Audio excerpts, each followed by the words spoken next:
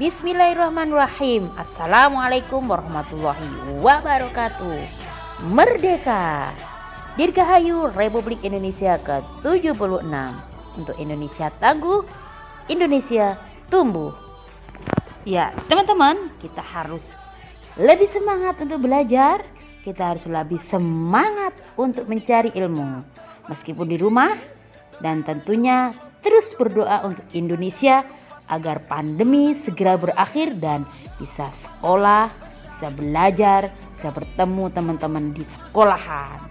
Oke teman-teman semuanya.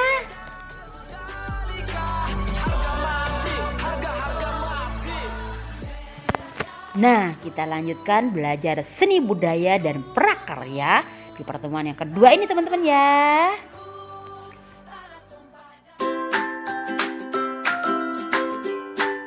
Baik teman-teman semuanya, di pertemuan yang kedua ini seni budaya dan prakarya akan membahas tentang menggambar bentuk.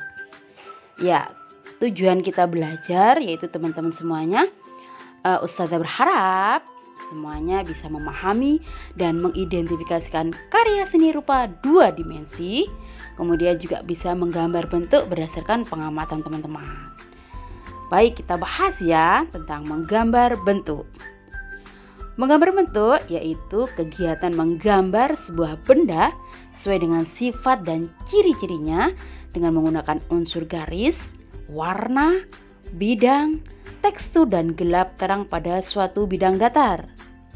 Hasil dari menggambar bentuk sesuai objek asli yang tentunya teman-teman lihat pada dunia nyata, pada alam semesta.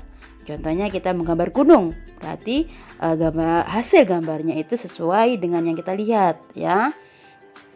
Baik teman-teman, ada 4 hal yang harus diperhatikan saat menggambar bentuk. Apa aja? Ada yang tahu? Ya, yang pertama yaitu proporsi, kemudian komposisi, gelap terang dan juga objek gambar. Nah, ini kita akan bahas satu persatu ya. Oke, kita bahas dulu tentang proporsi.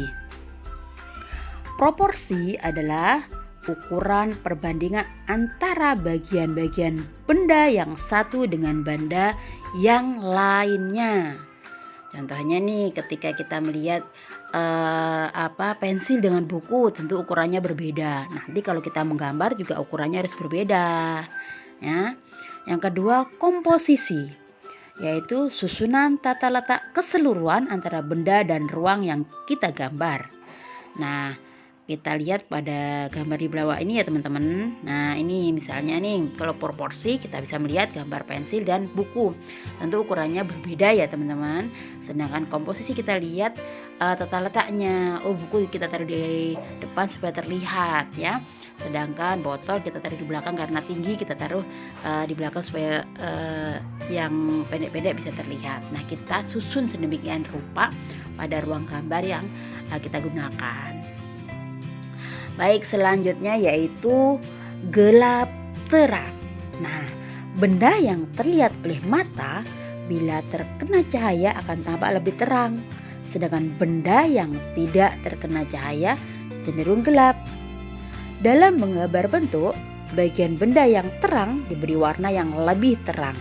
Atau kalau kita pakai pewarna, biasanya pewarna yang lebih muda. Bagian benda yang tampak gelap diberi warna tua, atau kalau kita pakai pensil itu diarsir dengan pensil ya, seperti contohnya ini teman-teman. Atau bisa lihat ya, yang gelap yang diarsir dengan pensil itu berarti dia tidak terkena cahaya. Nah, sedangkan yang sebelahnya, sebelah sini itu berarti kena cahaya sehingga terlihat terang ya. Ini untuk yang menggunakan pensil. Sedangkan ketika kita mewarnai bisa kita lihat pula perbedaannya. Nah, yang terang-terang seperti ini berarti dia terkena cahaya matahari. Sedangkan yang agak kita gelapkan itu berarti dia tidak terkena cahaya ya. Oke, ini untuk gelap terang. Selanjutnya objek gambar. Sebelum kita menggambar teman-teman, tentu kita harus memilih nih dan mengenal ciri-ciri objek yang kita akan gambar. ada 5 macam nih yang akan kita pelajarin sebelum kita menggambar bentuk. Ya, sebelum kita memilih nih kita mau menggambar apa. Nah, di sini ada 5, yaitu objek benda alam, kemudian objek manusia, objek binatang, objek tumbuhan, dan juga objek bangunan. Di sini Ustazah memberikan contoh objek benda alam aja teman-teman ya, yang nanti bisa teman-teman aplikasikan di tugas berikutnya ya. Ya, ini contohnya aja objek benda alam. Di sini ada gunung, pegunungan. Nah, kelihatannya teman-teman di situ bahwa pegunungannya tampak jelas seperti kita aslinya, seperti nyata ketika kita melihat gunung yang asli yang ada di alam semesta ini. Ada pohon-pohonnya di samping-sampingnya. Ini kita bisa membandingkan gambar kita dengan yang kita lihat aslinya seperti itu. Kemudian di sini juga ada pantai. Nah, pantai di sini objeknya objek pendukungnya yaitu ada pohon kelapa gitu, seperti itu, ada perahu. Nah, seperti itu. Kemudian di sini ada sungai. Itu ada batu-batu yang menjadi pernak-pernik untuk menghiasin gambar kita, kemudian beberapa bunga dan pohon-pohon. Ada juga air terjun. Nah, ini contoh benda alam. Sedangkan untuk contoh yang lainnya Ustazah Ningsih tidak berikan karena tugas kedepannya itu menggambar benda alam. Tapi next time ya, bukan sekarang. Baik, ini teman-teman materi kita pada pertemuan yang kedua ini tugasnya yaitu mengerjakan 5 soal. Silakan dikerjakan dan tentunya jawabannya disesuaikan dengan yang ada di video ini. Kenapa? Karena nanti Ustazah akan mengambil ulangan harian, evaluasi harian itu juga berdasarkan video yang sudah Ustazah Ningsih berikan ya, yang sudah Ustazah Ningsih jelaskan seperti itu. Baik, itu aja mungkin penyampaian dari Ustazah Ningsih. Thank you very much for all. Ustazah berharap semuanya tetap sehat walafiat ya, dan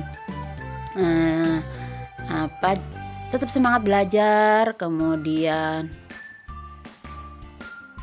berdoa semoga pandemi segera berlalu dan kita bisa sekolah ya, belajar di sekolahan. Thank you very much for all and I say Assalamualaikum warahmatullahi wabarakatuh.